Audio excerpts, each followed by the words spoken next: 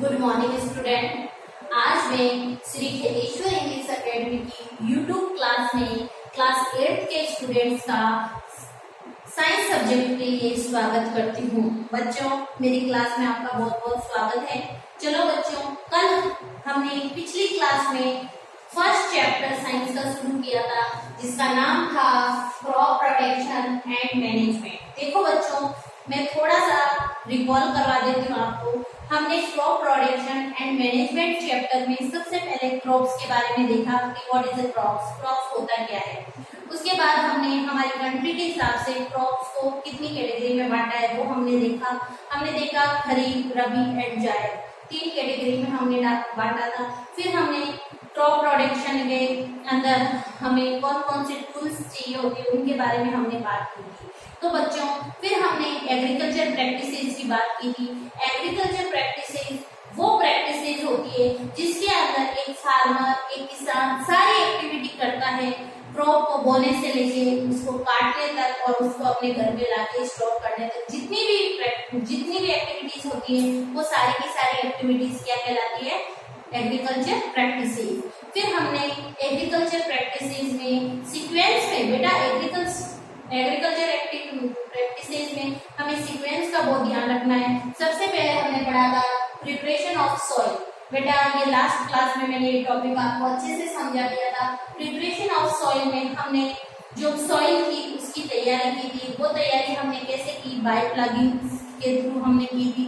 हमने प्लग के थ्रू मिट्टी को उथल फुथल किया था, खोदा था, जिससे मिट्टी में क्या हो, जिससे मिट्टी क्या लूज हो जाए तो हमारे जो प्लांट है उनकी जड़ें काफी गहराई तक जाएगी और लूज होने की वजह से प्लांट्स की रूट्स भी क्या कर पाएगी? रेस्पिरेशन कर पाएगी और अच्छी ग्रोथ करेगी।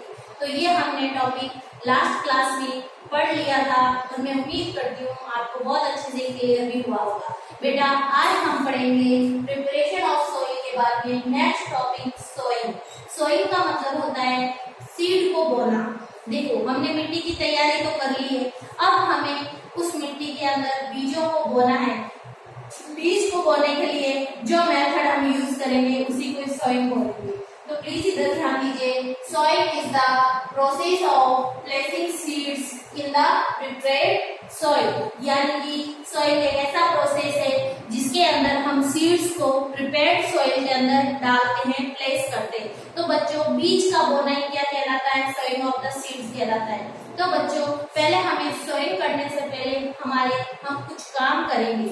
वो काम क्या है? पहला काम हमारा होगा सिलेक्शन ऑफ सीड्स। हम सबसे पहले क्या करेंगे? सीड्स को सेलेक्ट करेंगे। पहले तो ये बताओ, आप लोग बुक्स लेके आए हो कि नहीं लाए हो? बेटा, ये चैप्टर थ्योरेटिकल है और अगर आपके पास बुक होगी तो आपको बहुत अच्छे से समझ में आएगा, क्योंकि उसमें हर एक टूल्स के डायग्राम दे रखे हैं, जिससे आपके वो डायग्राम से आपके माइंड में ये अच्छे से सेट हो जाएगा। तो बेटा, जिसके पास बुक्स नहीं है प्लीज टाइम पे बुक्स लेके आ जाइए। देखो, मैं बात कर रही थी सिलेक्शन ऑफ द सीड्स। देखो, सॉइल का मतलब होता है प्रिपेयर्ड सॉइल में सीड को बोना। सीड को बोने के लिए हमें सबसे पहले सीड्स को लेके आना पड़ेगा। ऐसा तो है नहीं हम सड़े गले जो सीड मिल जाए उन्हीं को लेके बोने लग जाएंगे। No, the quality of crop production depends on the quality of seeds. यानी कि क्रॉप प्रोडक्शन की जो क्वालिटी है वो क्वालिटी किसके ऊपर डिपेंड करती है? वो हमारे सीड्स के ऊपर क्या करती है? जो सीड हमने बोए हैं उन सीड के ऊपर वो क्वालिटी डिपेंड करती है। सो इट इज, एक मिनट बच्चों। So it is important to select clean, healthy and good quality seeds for soil. हमें अच्छे सीड, अच्छे क्रॉप प्रोडक्शन के लिए अच्छे, हेल्दी, गुड और गुड क्वालिटी वाले सीड को सेलेक्ट करना होगा और उनको बोना होगा। Farmer prefer to use a given high yield, यानी एक अच्छे उत्पादन के लिए हमें अच्छे बीज बोने पड़ेंगे। देखो, for this they need to separate damaged and unhealthy seeds from the healthy seed। यानी कि जो हमारे पास हेल्दी सीड है उन हेल्दी सीड में से जो अनहेल्दी सीड है उनको हम अलग कर लेंगे।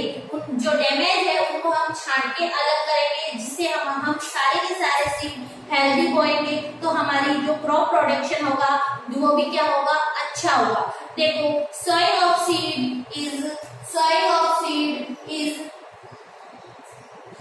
of seed is done by the following 4 method, यानी कि सीड को बोने के लिए जो अपन मेथड यूज करेंगे वो मेथड हमारे पास 4 प्रकार के। देखो बच्चों, मैं बताना चाह रही हूँ कि हमने पहले प्रिपरेशन ऑफ सॉइल पढ़ा और हमारी मिट्टी अब रेडी है बीज बोने के लिए, तो अपन जो मेथड यूज करते हैं बीज बोने को, उसी बीज बोने का जो मेथड है, जो प्रोसेस है, वही प्रोसेस क्या कहलाता है, सोइंग कहलाता है।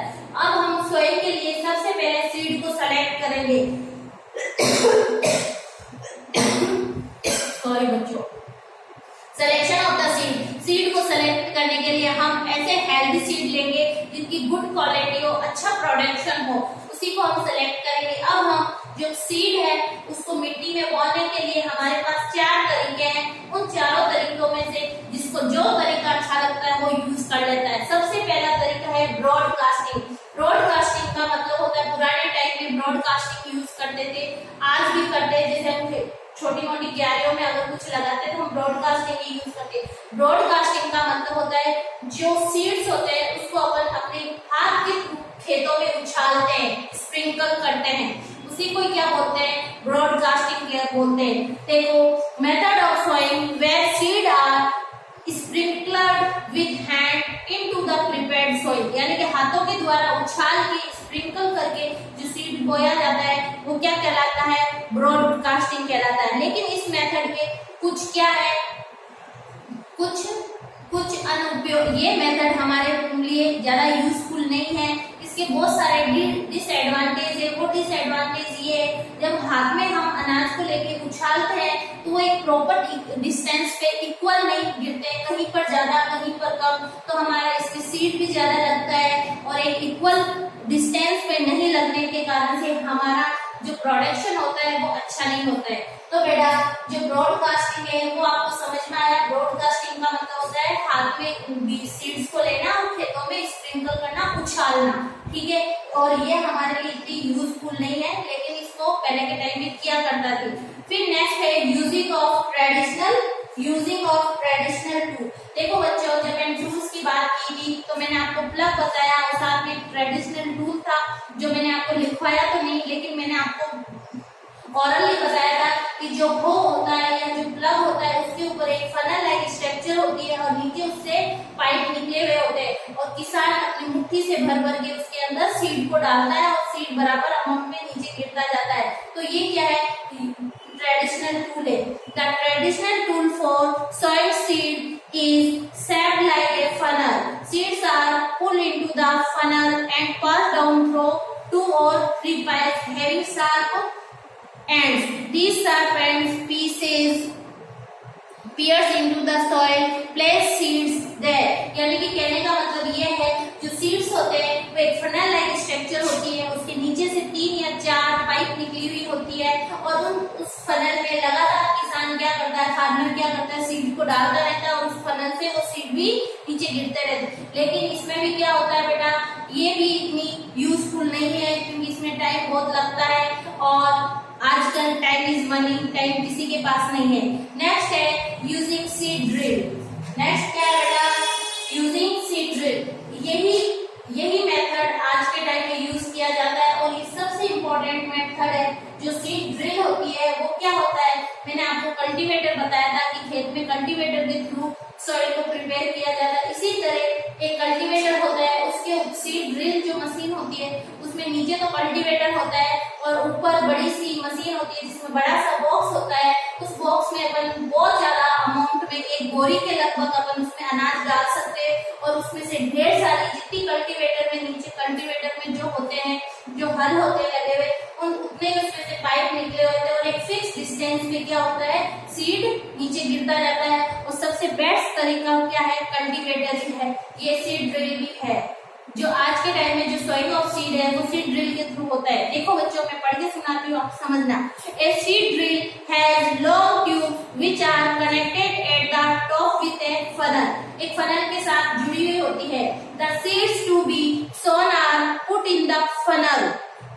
जितने भी सीड्स होते हैं वो उस फनल के अंदर डाल दिए जाते हैं। The seed drill is tied at the back of A tractor driver plug, यानी कि और ये सीड ड्रिल कहाँ लगी हुई होती है, ट्रैक्टर के पीछे लगी होती है और नीचे प्लग होते हैं, ऊपर सीड ड्रिल होती है, ठीक है। When the plug cuts through the soil, the drill deposits seed at equal distance and appropriate depth, यानी कि एक निश्चित डिस्टेंस पे और एक निश्चित गहराई पे क्या किया जाता है, सीड्स को बो दिया जाता है। Seed drills help in uniform of soil of seed, यानी कि एक यूनिफॉर्म सीड्स को यानी एक समान मात्रा में सीड को बोने के लिए सबसे बेस्ट जो मेथड है वो कौन सा है, सीड ड्रिल है। उसके बाद एक बेटा था ट्रांसप्लांटेशन। ट्रांसप्लांटेशन यानी कि आपने देखा होगा कई बार कुछ प्लांट्स ऐसे होते हैं जो डायरेक्ट सीड को बोने से नहीं होता है। Some plants like paddy, tomato, chillies are sown first in nurseries. When they grow as small plants, they are shifted to the other field for further growth with adequate spacing. The process is called transplantation. कई बार आपने देखा होगा जैसे जो चावल की खेती होती है, आपने देखा होगा छोटे छोटे पौधों को किसान खेतों में यूं बोता है, तो वो क्या है, पहले उनको क्या किया जाता है, नर्सरी या एक अलग जगह पर उनको उगाया जाता है, फिर वहां से उस प्लांट को निकाल के, स्मॉल प्लांट्स को निकाल के नेक्स्ट अदर सॉइल में अलग फील्ड में बोया जाता है, ट्रांसप्लांट किया जाता है, इसको अपन बोलते हैं ट्रांसप्लांटेशन। तो बच्चों मैं उम्मीद करती हूँ कि आपको सॉइल मेथड भी अच्छे से समझ में आ गया। सबसे पहले हम सॉइल की प्रिपरेशन करेंगे, प्रिपरेशन ऑफ सॉइल, उसके बाद अपन बोलेंगे सॉइल। सॉइल में क्या करते हैं, soil is the process of placing seed in the prepared soil. Soil के अंदर क्या करना, सीड को बोना है, क्या कहलाता है, सॉइल कहलाता है। सॉइल के लिए हमारे पास 4 मेथड है, broadcasting, traditional tool, using seed drill और ट्रांसप्लांटेशन। सबसे बेस्ट है यूज ट्रांसप्लांटेशन, लेकिन नहीं सबसे बेस्ट है सीड ड्रिल और ट्रांसप्लांटेशन। जैसे अपने टमाटर हो गए, ये मिर्ची होगी और ये अपना प्याज हो गए, इनमें ट्रांसप्लांटेशन किया जाता है क्योंकि इनका सीड बहुत छोटा है। अगर मिट्टी में बहुत ज्यादा गहराई में गिर गया तो उगने में बहुत टाइम लगेगा, बाहर ही नहीं आएगा। इस कारण से उसको पहले छोटी जगह में उगाया जाता है, फिर वहां से उसकी जो पौध तैयार हो जाती है उस पौध को नेक्स्ट फील्ड में बोया जाता है। ठीक है बच्चों, ये आपको समझ में आया। नेक्स्ट अपना टॉपिक है एडिंग मैन्योर एंड फर्टिलाइजर्स। ठीक है, सॉइल ये हो गया। अब अपना एग्रीकल्चर प्रैक्टिस से इसका नेक्स्ट टॉपिक है एडिंग मैन्योर एंड फर्टिलाइजर्स। तो मैं इसको आपको आगे कंटिन्यू करवाती हूँ। दो पॉइंट अपने कंटिन्यू कर लिए हैं। अब नेक्स्ट टॉपिक को अपन आगे बढ़ाते हैं, एडिंग मैन्योर एंड फर्टिलाइजर। अब अपन ने सीड को तो बो दिया है, लेकिन अब इसके बाद अपन इसके अंदर क्या ऐड करेंगे, adding manure and fertilizers. Third point होगा हमारा एडिंग मैन्योर एंड फर्टिलाइजर्स। ठीक है,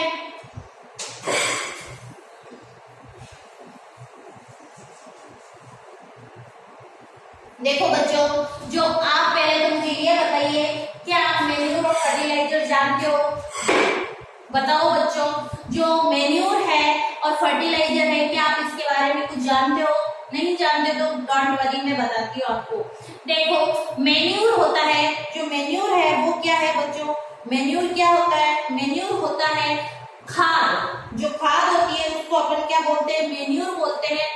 और जो फर्टिलाइजर होते हैं उनको उर्वरक बोलते हैं। आपने देखा होगा कि हम बार बार एक ही खेत में फसल को बोते हैं, तो उस खेत में उस फसल को मिलने वाले न्यूट्रिएंट्स क्या हो जाते हैं, धीरे धीरे कम हो जाते हैं और उसके कारण से अच्छा प्रोडक्शन नहीं हो पाता है, क्योंकि हम उसी खेत में हर बार फसल बोते हैं। तो वो फसल क्या करती है, आपको पता है प्लांट भी एब्जॉर्प्शन करते हैं न्यूट्रिएंट्स का। उनके न्यूट्रिएंट्स नाइट्रोजन, फास्फोरस, पोटेशियम होते हैं। तो बार बार फसल को बोने से उस सॉइल में जितने भी न्यूट्रिएंट्स होते हैं वो क्या हो जाते हैं, खत्म हो जाते हैं। तो हमें बाहर से उसके अंदर न्यूट्रिएंट्स मिलाने होते हैं। आपने देखा होगा खेतों में लोग खाद डालते हैं। जो खाद होती है वो खाद क्या कहलाती है, मैन्योर कहलाती है, जो काऊ डंग से तैयार की जाती है या फिर प्लांट के प्लांट की पत्तियों से भी तैयार की जाती है। जैसे गाय भैंस का गोबर हो गया, उसको हम एक जगह इकट्ठा करते जाते हैं, कुछ चारा भी हो गया उसको भी इकट्ठा करते जाते हैं।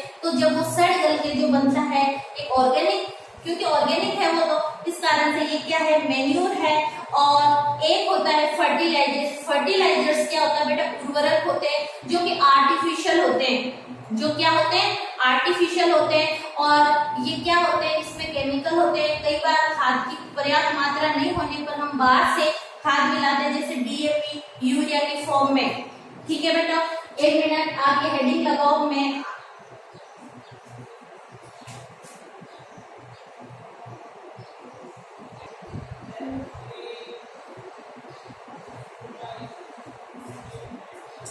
देखो बच्चों, अपन ने सॉइल के बाद में अपना नेक्स्ट टॉपिक है एडिंग मैन्यूर एंड फर्टिलाइजर। यानी कि नाम से पता चल रहा है जो सॉइल है, जो मिट्टी है, उसके अंदर हमें क्या ऐड करना है, फर्टिलाइजर और मैन्यूर को ऐड करना है। तो बेटा पेज बुक तो है ही आपके पास, अगर नहीं है तो प्लीज सुनिए। देखो, the substance which are added to the soil in the form of nutrients for the healthy growth of plants are called manure and fertiliser.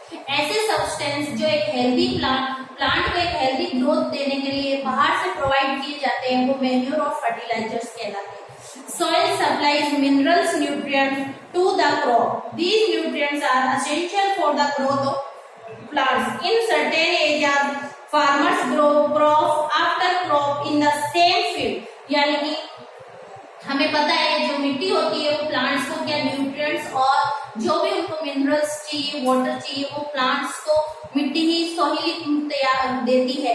लेकिन आपको पता है जो फार्मर होते हैं वो एक क्रॉप के बाद नेक्स्ट क्रॉप को बोते हैं। लगातार उसी एरिया में अलग क्रॉप को बोने से उस सॉइल में न्यूट्रिएंट्स की लगातार कमी होने लगती है। In certain areas, farmer grow crop after crop in the same field. The field is never left uncultivated or for fallow. Imagine what happened to the nutrients. अगर ऐसा लगातार होता जाएगा तो आप लोग इमेजिन कीजिए कि क्या होगा न्यूट्रिएंट्स के साथ। देखो, continuous growing of crop make the soil proper in certain nutrients. Soil poorer in certain nutrients, यानी कि लगातार न्यूट्रिएंट्स की कमी होती जाएगी उस मिट्टी में। Therefore, farmer have to add manure to the field to replace the soil with nutrients. This process is called manuring.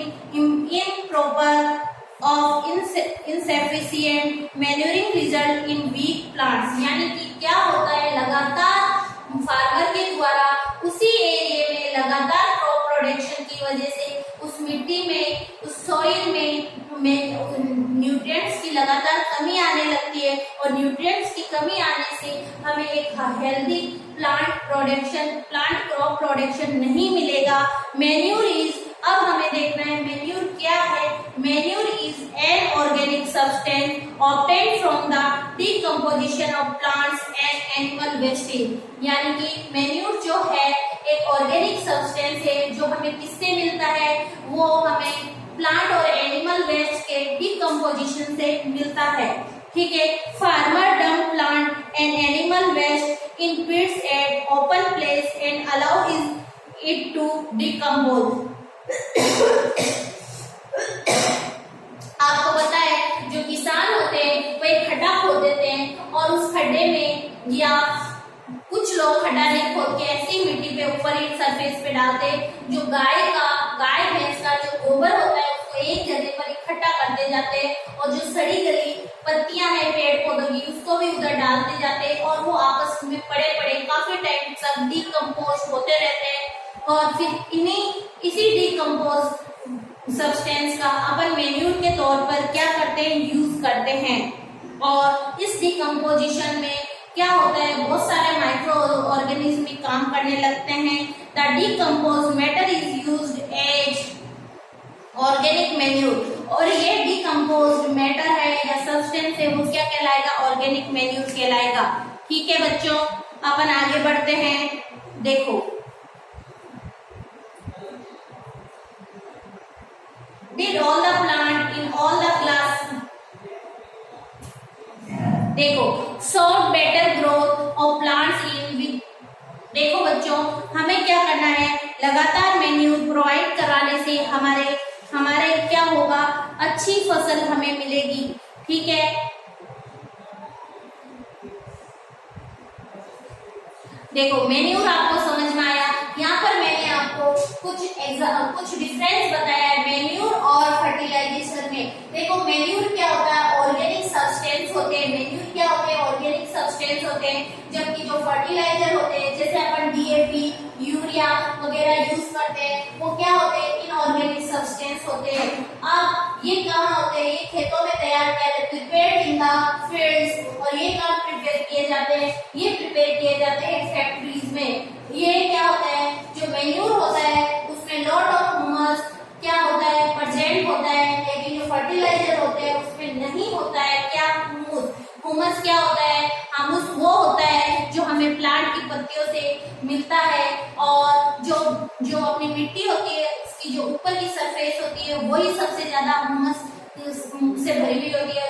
जिस मिट्टी में ज्यादा ह्यूमस होंगे वही मिट्टी ज्यादा क्या होगी बेटा, हमारे लिए, हमारे प्लांट के लिए यूजफुल होगी। तो आपको समझ में आ रहा है मैन्यूर और ये क्या होते हैं, फर्टिलाइजर्स। देखो अब आपको पता है मैन्यूर और फर्टिलाइजर में से हमें बताया जाता है कि कौन ज्यादा अच्छे हैं। तो हम हमेशा किसको बोलेंगे, जो मैन्यूर होते हैं वो बेस्ट होते हैं, क्योंकि इनका हमारी बॉडी पे कोई हार्मफुल इफेक्ट नहीं होता है। देखो एडवांटेज ऑफ मैन्यूर, देखो the organic manure is considered better than fertilizers because, क्यों फर्टिलाइजर से ज्यादा इनको अच्छा मानते हैं मैन्यूर को, क्यों। देखो आपको पता है जो वाटर होल्डिंग कैपेसिटी होती है हमारे मैन्यूर में वो ज्यादा होती है। मिट्टी, जैसे हम मिट्टी में अगर मैन्यूर वगैरह प्रोवाइड कराते हैं तो उसमें वाटर को होल्ड करके रखना, पकड़ के रखने की ताकत किसमें ज्यादा होती है, मैन्यूर में होती है। It makes the soil porous due to which exchange of gases becomes easy, यानी कि ये मिट्टी को खोखला बनाता है, उसके अंदर होल क्रिएट करता है जिससे मिट्टी में गैस का एक्सचेंज हो सके, जिससे हमारे रूट्स होती है प्लांट्स की वो आसानी से ग्रो कर सके, रेस्पिरेशन कर सके, ब्रीदिंग कर सके। It increase the number of friendly microbes. आपको पता है जो केंचुआ होता है, जिसको अर्थवर्म होता है, उसको हम क्या बोलते हैं, किसान का मित्र बोलते हैं। केंचुआ इन्हीं मैन्यूर को खाता है और एक विशेष प्रकार का मैन्यूर तैयार करता है। कि केंचुआ क्या करता है, मिट्टी में जो पत्तियां वगैरह दबी हुई होती है उसको खाता रहता है और एक विशेष प्रकार का वेस्ट निकालता है और वो वेस्ट वर्मी कंपोस्ट कहलाता है। ठीक है बच्चों, आपको समझ में आया। It improve the texture of the soil, और जो मैन्यूर होता है वो मिट्टी का जो टेक्सचर होता है उसको इम्प्रूव करता है। तो बच्चों आपको manure, adding manure and fertilizers में आपको मैन्यूर और फर्टिलाइजर समझ में आ गया। जो फर्टिलाइजर होते हैं वो फैक्ट्री में तैयार होते हैं जो कि धीरे धीरे हमारी मिट्टी को बंजर बना देते हैं। एक शुरुआत में तो ये बहुत अच्छा प्रोडक्शन देते हैं, लेकिन ये हमारे एनवायरनमेंट को क्या करते हैं बेटा, प्रदूषित करते हैं। तो आप एक बार इस पॉइंट को नोट डाउन कर लीजिए, फिर मैं आपको नेक्स्ट पॉइंट बताती हूँ कि अब हम क्या करेंगे। हमने क्या किया, सबसे पहले सॉइल को प्रिपेयर किया, उसके बाद सॉइलिंग ऑफ सीड किया, उसके बाद हमने मैन्यूर एंड फर्टिलाइजर डाले। अब हम क्या करेंगे, इरिगेशन करेंगे। इरिगेशन का मतलब होता है अब हम इसमें सिंचाई करेंगे, इसको पानी देंगे। तो एक बार आप इसको नोट कर लीजिए, फिर मैं आपको इरिगेशन बताती हूँ।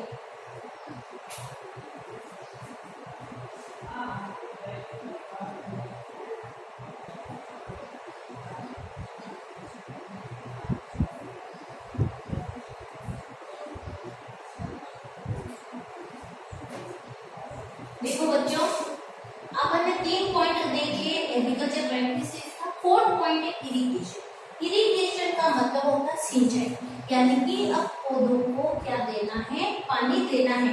देखो बेटा, आपको पता है जो वाटर होता है वो हर एक लिविंग ऑर्गेनिज्म के लिए बहुत जरूरी है। और आपको पता है कि वाटर के थ्रू ही जो जितने अभी अपने नेक्स्ट पॉइंट में अपने एडिंग मैन्यूर एंड फर्टिलाइजर्स, यानी कि जो खाद और उर्वरक दिए हैं वो उस पानी के थ्रू ही डिसॉल्व होके प्लांट तक पहुंचते हैं, है ना। प्लांट कैसे उनका कैसे एब्जॉर्प्शन करेगा, पानी के थ्रू करेगा।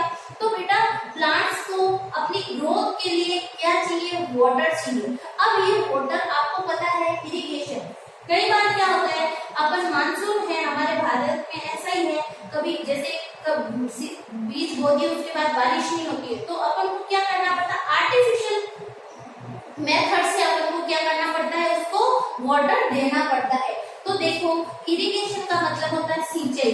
अगर बारिश टाइम पे हो जाए तो बहुत ही अच्छी बात है, अगर किसी भी कारण से बारिश टाइम पे नहीं होती है तो हमें बाहर किसी सोर्स के थ्रू पानी पहुंचाना होता है पौधों की जड़ों तक। तो बेटा देखो, all living beings need water to live. आप सब जानते हो जितने भी लिविंग ऑर्गेनिज्म होते हैं उनको नीड किसकी होती है, वाटर की होती है, ठीक है। Water is important for proper growth and development. Proper growth और डेवलपमेंट के लिए क्या चाहिए, वाटर चाहिए, ठीक है।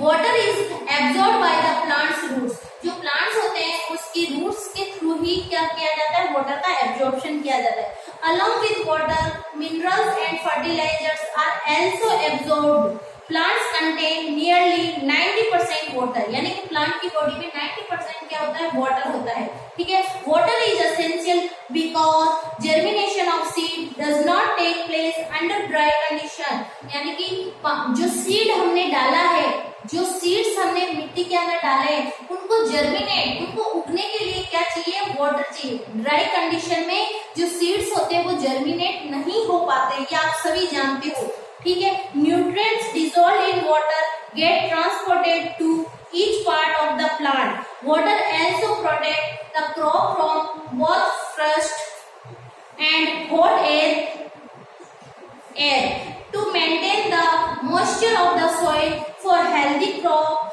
growth. Fields have to be watered regularly. The supply of water to crop at different intervals is called irrigation. एक अलग अलग टाइम पीरियड पे क्रॉप को वाटर की सप्लाई करना क्या कहलाएगा, इरिगेशन कहलाएगा।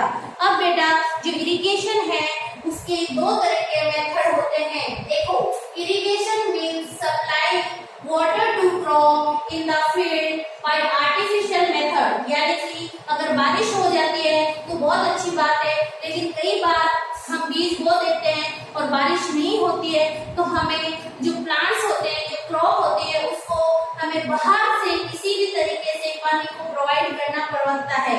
जो प्रोवाइड करवाते हैं पानी वो आर्टिफिशियल मेथड हो गए। अब इरिगेशन के हमारे पास दो तरह के मेथड है, एक है ट्रेडिशनल मेथड, दूसरा है मॉडर्न मेथड। सबसे पहले हम ट्रेडिशनल मेथड देखेंगे। जैसा कि आपके पास बुक है तो बहुत अच्छी बात है, अगर बुक नहीं है तो प्लीज इस बुक में देखिए। आपको ये दिख रहा है, ये कुआं है और ये अंकल है जो किसी एक चमड़े के बने हुए चमड़े का एक बहुत बड़ा थैला सा बना हुआ है जिसको इस कुएं में डालता है और पानी भर के इधर यहाँ पास में गिराता है, यहाँ एक नाली सी बना देता है और इस नाली से होता हुआ पानी उनके खेतों में पहुंचता है। इसको अपन क्या बोलेंगे, मोट बोलेंगे। तो पहला जो ट्रेडिशनल मेथड है उसका नाम क्या है, मोट है। आपको अच्छे से क्लियर हो रहा होगा, ये देखिए आपको मोट नजर आ रहा है। कुछ नहीं होता, एक चमड़े का बना हुआ थैला सा होता है, उस थैले को कुएं के अंदर डाला जाता है और भर के पानी निकाला जाता है और फिर उस कुएं के पास में क्या होती है बेटा, एक नाली सी बनी होती है, उस नाली में लगातार डालते रहते हैं जिससे वो पानी बहता हुआ उनके खेतों में जाता है और खेतों में फैल जाता है। नेक्स्ट है हमारा ढेकली। ढेकली भी इसी तरह है। ढेकली में क्या किया जाता है बेटा, कुछ नहीं होता है, कुएं में एक चरखी लगी हुई होती है और उस चरखी में रस्सी के थ्रू एक बाल्टी को डाला जाता है और पानी को निकाला जाता है, वो ढेकली कहलाती है। मोट का ही थोड़ा डेवलप रूप है। फिर है चेन डंप। चेन डंप में क्या होता है बेटा, चेन डंप में जो चक्री होती है, अभी मैंने जो चक्री की बात की वही बिल्कुल इसी तरह होती है। चेन डंप में चेन लगी हुई होती है चक्री पर और उसके ऊपर बाल्टी होती है, उसमें से निकलता है और अपना आप को गिरता रहता है। इसी तरह आगे है राहत। राहत में भी यही सारे के सारे रूप बेटा कुएं में से पानी को निकालने के है, ठीक है। राहत में क्या करते हैं, जो पानी हम निकालते हैं वो किसी एनिमल्स के मदद से निकालते हैं, जैसे बैल वगैरह होते हैं, वो बैल क्या करते हैं, घूमते रहते हैं और उसके वो एक बड़ी सी चक्री होती है, उसके लगाई हुई होती है रस्सी, उसमें नीचे बड़ा सा बर्तन लगाया हुआ होता है जिससे ढेर सारा पानी निकलता है और जानवरों के थ्रू उसको खींचा जाता है, उसको राहत बोलते हैं। ठीक है बच्चों, आपको ट्रेडिशनल मेथड में सिर्फ और सिर्फ इनके नाम याद रखने हैं, इनके अंदर क्या होता ध्यान रखना है, पूछता कोई नहीं है, लिखवाता कोई नहीं है। तो ट्रेडिशनल मेथड ऑफ इरिगेशन कौन से हो गए? मोट, ढेकली, चैंडम एंड राहत। अब हम मॉडर्न टेक्निक्स और मॉडर्न मेथड ऑफ इरिगेशन देखेंगे। जो मॉडर्न मेथड है वो मेथड वेरी वेरी इंपॉर्टेंट, इन्हीं में से क्वेश्चन पुट किया जाता है। पहला है स्प्रिंकलर सिस्टम और सेकंड है ड्रिप सिस्टम। जैसा कि नाम से पता चलता है स्प्रिंकल यानी कि फव्वारा। बेटा आपने देखा होगा कि जहाँ अनइवन लैंड होती है, जहाँ ऊबड़ खाबड़ जमीन होती है, वहाँ पर प्रॉपर तरीके से पानी नहीं जा पाता है, इसके कारण स्प्रिंकल मेथड यूज किया जाता है। कुछ नहीं होता है, उसमें एक लंबा सा नीचे पाइप होता है और ऊपर स्प्रिंकल लगे हुए होते हैं। वो स्प्रिंकल एक फिक्स डिस्टेंस पे लगे होते हैं और वो यूं यूं यूं यूं हिलते रहते हैं और उसमें से पानी निकलता है और 10 से 12 फीट की दूरी तक वो पानी गिरता रहता है। आपको समझ में आ रहा है? स्प्रिंकल मेथड अनइवन लैंड में यूज होता है। मैं आपको डायग्राम बताती हूँ, आपको दिखेगा नहीं, बुक में डायग्राम तो दे रखा है लेकिन आपको दिखेगा नहीं। स्प्रिंकल मेथड में कुछ नहीं होता है, जो कुआं होता है उस कुएं में एक बड़ी सी मोटर लगा दी जाती है और उस मोटर को एक बड़े से पाइप से कनेक्ट कर दिया जाता है। उस पाइप से ढेर सारे पाइप निकले जाते हैं और ऊपर उनके ऊपर स्प्रिंकल लगे होते हैं और स्प्रिंकल में पानी आता है और पानी यूं यूं चलता है और पानी उछल उछल के गिरता है और एक 10 से 12 फीट दूरी तक पानी गिर जाता है। ये है स्प्रिंकल मेथड। अब है ड्रिप सिस्टम। ड्रिप सिस्टम में क्या होता है बेटा? ड्रिप सिस्टम का मतलब होता है बूंद बूंद सिंचाई करना, यानी कि जो इवन लैंड होती है, एक समान जो जमीन होती है, उस पे क्या किया जाता है? उस पे ड्रिप सिस्टम लगाया जाता है, जिसमें पौधों की जहाँ रूट होती है वहां पर पाइप बिछाई जाती है और उस पाइप में से बूंद बूंद करके पानी गिरता रहता है। जैसे बूंद होके पानी गिरता है, उस पानी को मिट्टी में पौधे की रूट्स एब्जॉर्ब कर लेती है और वो पानी, कम पानी में हमें ज्यादा प्रोडक्शन मिलता है। आज के टाइम में वाटर की बहुत ज्यादा कमी आ रही है। तो बेटा आपको इरिगेशन समझ में आया? इरिगेशन क्या है? Irrigation means supply of water to crop in the field by artificial method, यानी कि हमारे द्वारा पहुंचाया जाने वाला जो पानी है वो इरिगेशन मेथड कहलाता है। इरिगेशन मेथड में हम दो तरह के मेथड देखेंगे, एक होता है ट्रेडिशनल मेथड, दूसरा होता है मॉडर्न मेथड। ट्रेडिशनल मेथड में मैंने आपको बताया कि हम इसमें 4 तरह के कर सकते हैं ट्रेडिशनल मेथड। ठीक है बच्चों, अब हम आगे नेक्स्ट क्लास में पढ़ेंगे जो इसका नेक्स्ट पॉइंट है। ठीक है, इरिगेशन के बाद आगे क्या है वो अपन